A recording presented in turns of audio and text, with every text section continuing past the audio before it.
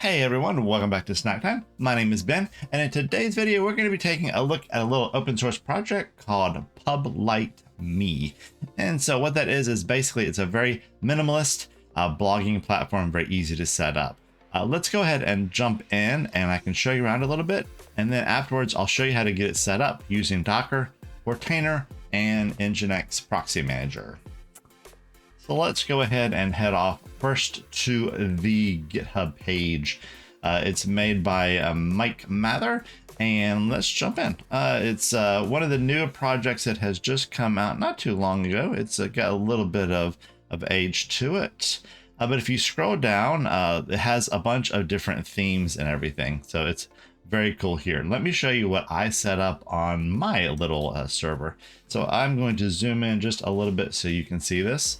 I set up just a quick little blog, and I put a couple of entries in here. And this is one of the templates that actually comes with the product. So if you really like this whole like terminal kind of look, then it's very easy to set up. You just select it. There's a whole bunch of ones that come pre-packaged with the product.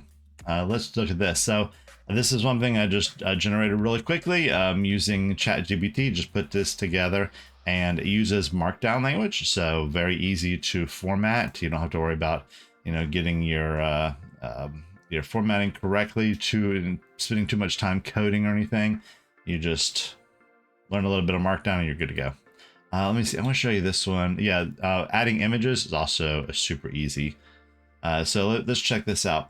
To do anything with the platform, we'll basically be using our admin account. So I'm just going to go to /admin and /. Okay, so I have already set up my account, but when we do the installation, I'll show you the process of getting that first account set up, which can be a little interesting for now. So let's do this. I'm going to go ahead and sign in with my username and my password.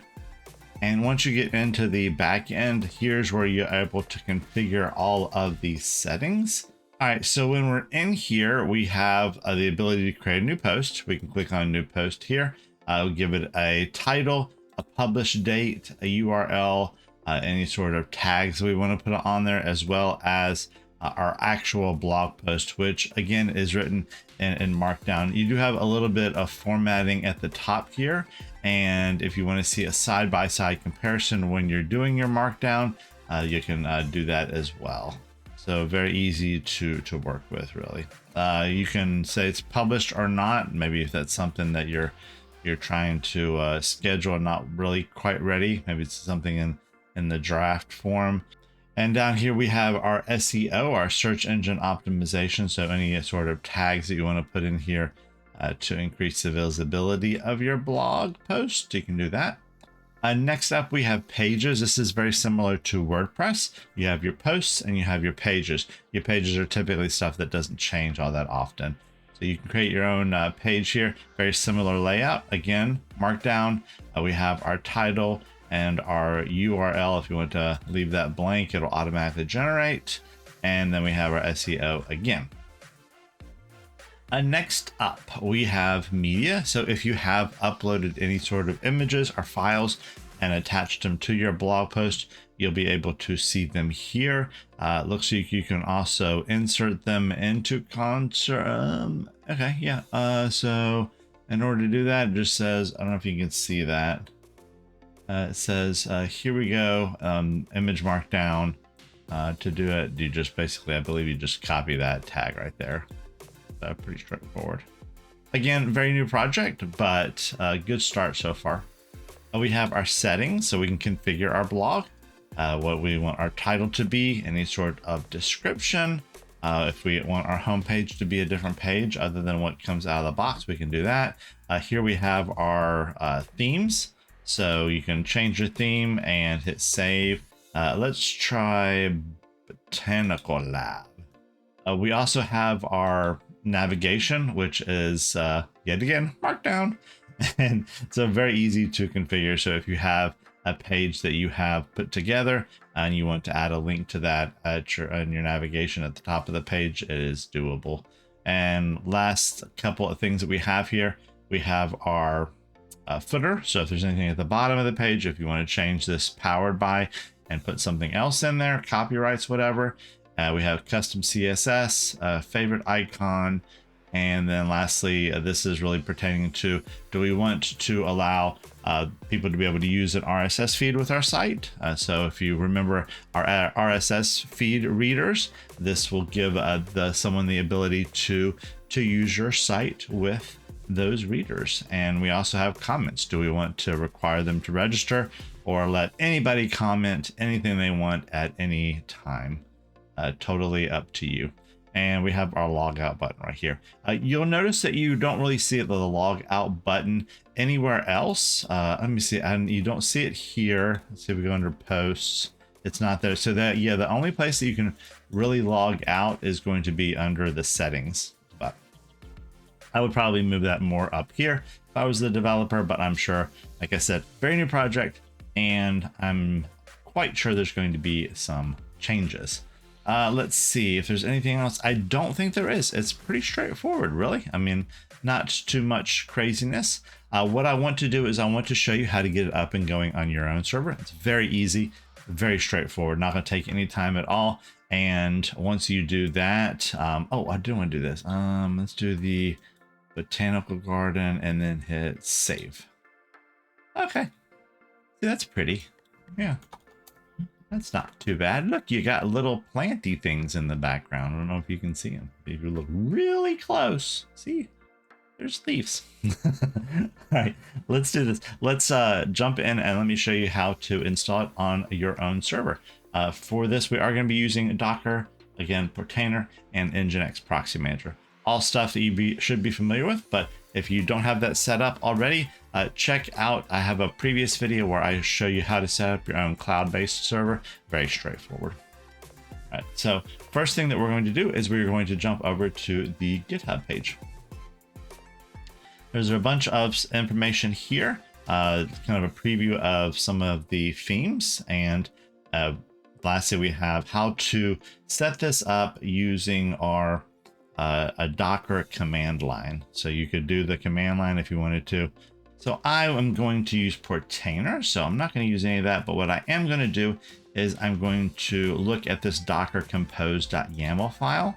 I believe this is the one that we are going to use. Yeah, we're going to use this one right here.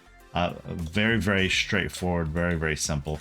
And we're going to use this to set up our server. All right, let's do that. And so let's copy this. I'm going to hit copy file, and let's go over to Portainer. And once we are over there, let's go to stacks and let's create a new stack. And hit new stack.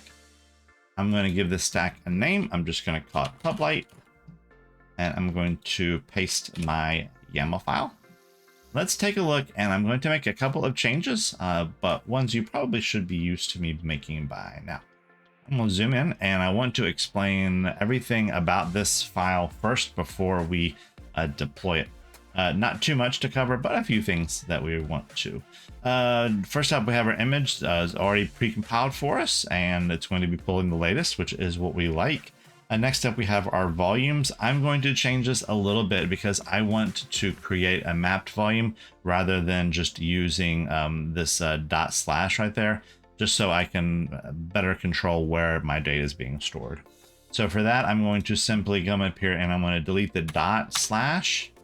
And at the very bottom here, I'm going to make a change, and I'm going to put in volumes, period, and then a tab and data.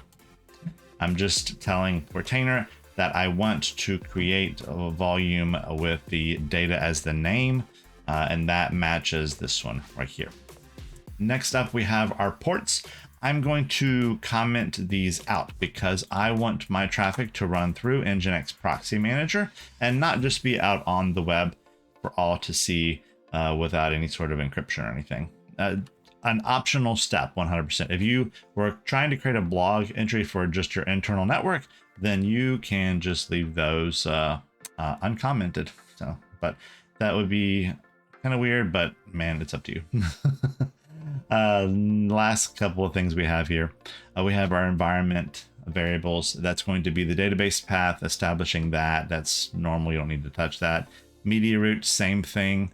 We're not going to be really messing with that. The media will be stored in this folder right there, which in turn will be stored in our data outside of our container. So if we need to update, our media is going to be safe. Secret key, I think this is just for encryption. So I think what we're going to do is we're just going to generate just a bunch of random text. Let's do ASDF 1234. Make this something a little bit secure, but you don't need to go too crazy with it. All right. I believe that is all we have to do. So let's deploy this little guy and see what happens. I'm gonna hit deploy. Cool. Easy peasy and very, very quick. I'm gonna make my screen just a little bit bigger so you can see. Cool. And let's go over to our publite and let's look down here. Looks like we are running, we are healthy. If we click on our logs button, we can see that it is running, application startup complete. So easy. All right, so now we need to join our Nginx Proxy Manager. So let's click on Nginx app here. Let's scroll all the way to the bottom. I'm gonna make myself smaller. And mostly because I want you to be able to see here, I am going to look at this one. I'm going to find my publite default, and that should be the one that was created by Portainer. And then I'm going to simply just click join network. Easy peasy. Again, this is 100% minimalist and very, very easy to do and not a lot of steps. Next up, we do need to create a subdomain for our new blog. So if you want to, you can, I'm using Namecheap. You can use whatever service that you want to. But what we're going to be doing is simply creating an A record that's going to point to the external IP address of our server. So this is my external IP. I'm going to create a new record. I'm going to call that an A record. And I'm going to use, let's just do blog. And that will be blog.synhow.com. Remember, your A record is just your subdomain. And we have our IP address in there. I'm going to save all my changes. Easy, easy, easy. All done. We now have a subdomain. Let's go ahead and set up our Nginx Proxy Manager, and this is going to handle all of the traffic. So when somebody goes to blog.synhow.com, it's going to hit my Nginx Proxy Manager container, and that is going to be my director of traffic. He's going to say, hey, you're going to blog. All right, you go over to this container. So let's do this. Let's create a new proxy host. I'm going to click on add. And let's make sure that we match everything up. So I'm going to do blog.synhow.com. And now it's asking us, where do we want to forward our traffic to?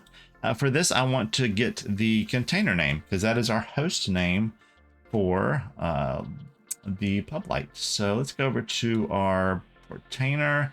Let's go to containers. And it's right here. It's this publite-app-1. I'm going to copy that.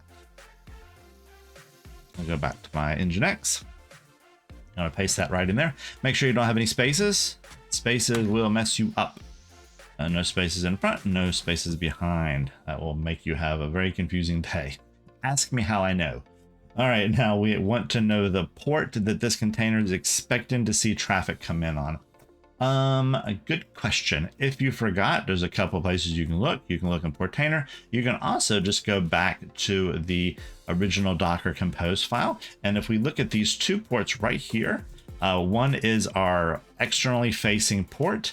That's the 8000. And coincidentally, that is also the same thing for our internal one. We want the internal right there. So we want to make sure that that 8000, that we copy that and we paste it. Or you can type it. It's just 4 characters. All right. Next up, we are going to block common exploits and allow WebSocket support. And we're going to hit save. So this has added our subdomain into Nginx Proxy Manager, but it's only HTTP. It's not secure. So unless you want your visitors' web browsers throwing all sorts of errors, let's go ahead and add a cert. All right, I'm going to click on this and the little 3 dots over here and click edit. And now I'm going to go to SSL. I'm going to drop this down and I'm going to say request a new SSL. I'm going to force it. I'm not going to give it not going to give you the option. I'm going to hit agree, and then I'm going to hit save. All right, and if you did everything right, you should not get any sort of error message. But if you do, check to make sure your ports are open. Go into, you have 443 and 80. That is a requirement for you to get a certificate. All right, so we've joined the container, Nginx Proxy Manager to the container. We've created our subdomain, and we've set up our Nginx Proxy Manager. Let's see if our site is working. All right, let's give it a click. Boom. All right, now we have our blog all set up and ready to go. The first thing that you're going to probably want to do is to set yourself up a username and password so you can actually start creating some blog entries. Let me show you how to do that. If we change this blog to admin, you're going to get a 404, which is a little confusing. So what you need to do is you actually need to put another slash on there, and this will present you with your login screen. But you'll notice one thing which is kind of missing here, and that is the ability for you to create your own username. So what we need to do is we actually need to change this login to a setup. And then you'll be presented with this option to create your own username. You type in admin, and we'll just do admin. And we'll sign in. And there we go. And that is all you have to do. Not too terrible, right? So definitely some improvements can be made, but I think this guy's off to a great start. I really do. That pretty much wraps up this video. If you have any questions or comments, please leave them down below. Again, I appreciate you guys watching, and I look forward to seeing you in the next one. Y'all take it easy.